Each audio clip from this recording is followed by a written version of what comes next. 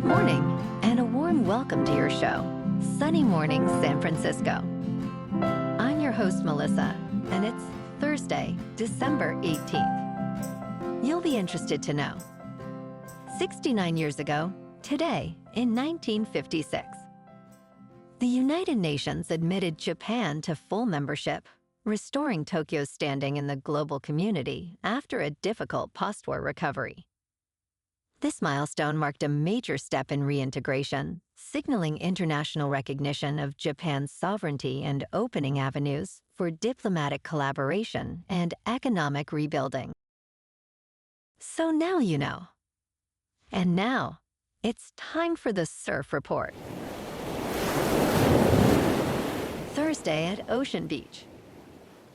This morning it's looking clean with waves around 4 to 7 feet. Conditions remain clean as we move through the morning, holding steady at 4 to 6 plus feet.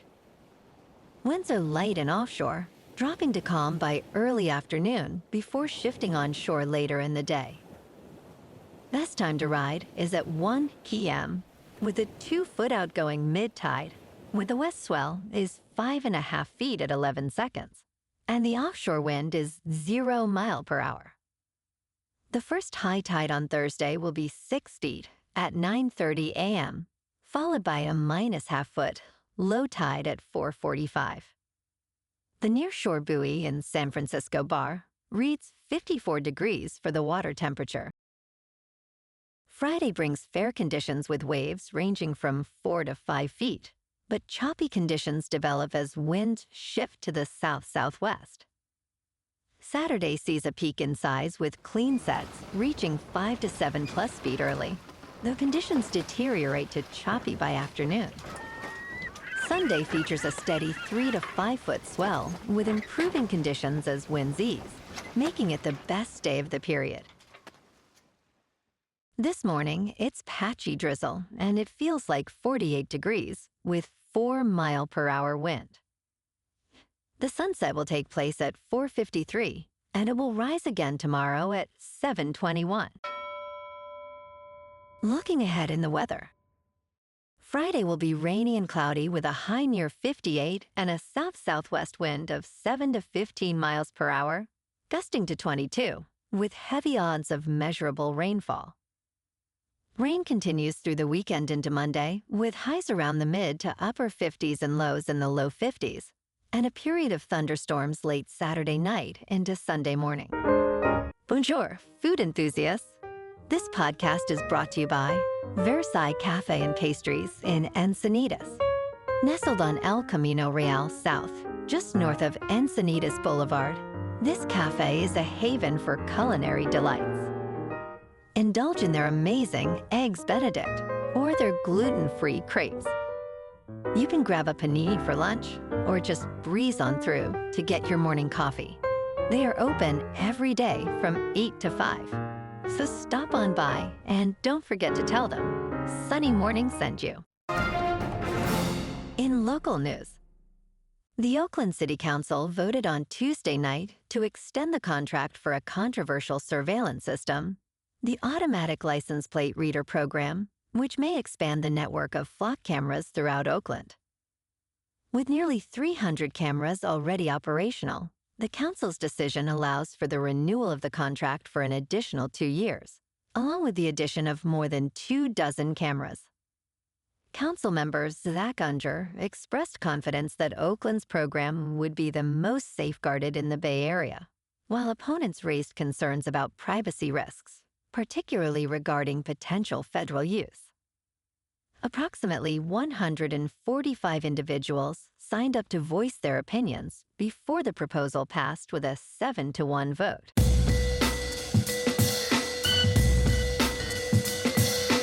Now on to sports.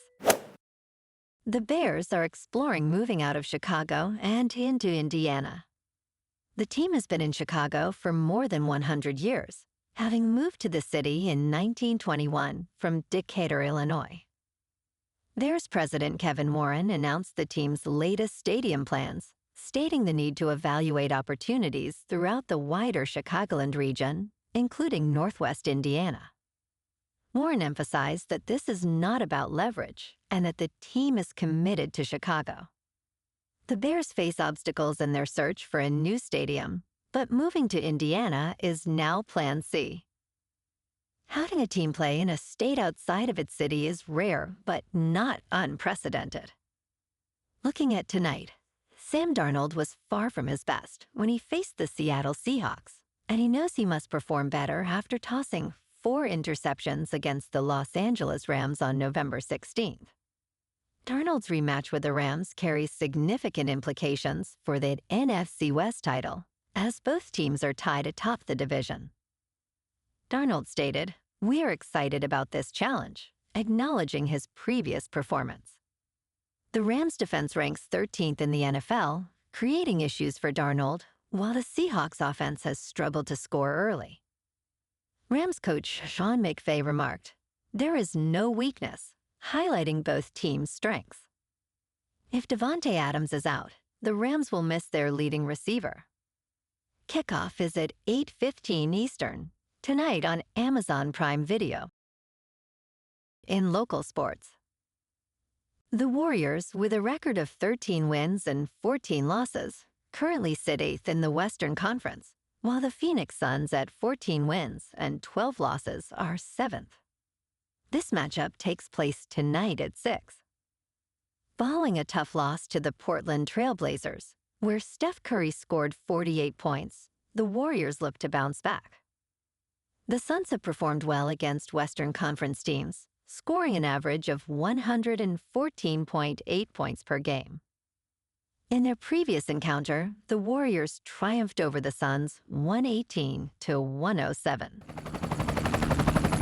In top news, yesterday, a United States judge indicated she would block President Donald Trump's administration from laying off hundreds of federal employees, citing a shutdown law. U.S. District Judge Susan Elston stated that layoffs at 4 agencies were likely invalid under a law has to end a recent government shutdown.